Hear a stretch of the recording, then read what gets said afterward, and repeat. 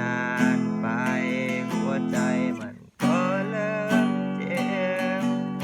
ในสิ่งที่เจ้าเหตุมันเหตุให้คอยมีน้ำตาถ้าหากคือความทุกข์แล้วความสุขอยู่ที่ใดถ้าหากคือความเสียใจแล้วเป็นอย่างใจต้องการหากคือการลวงหลอกก็สวยบอกคอยได้รู้จักคำว่าฮักที่คอยบอกเข้าใจ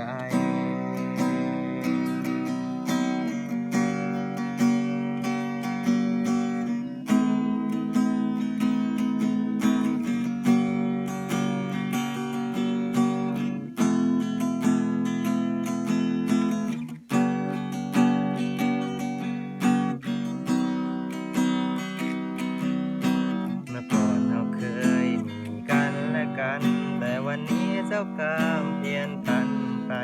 ความฮักที่คอยให้ไปแต่ใจกลับเป็นทุกข์เองถ้าฮักคือความทุกข์แล้วความสุขอยู่ที่ใดถ้าฮักคือความเสียใจแล้วเป็นอย่างใจต้องการฮักถ้าฮักคือการลวงหลอก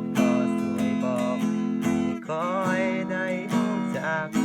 ำว่าฮักคำว่าฮักถ้าฮักคือความทุกข์แล้วความสุขอยู่ที่ใดถ้าฮักคือความเสียใจ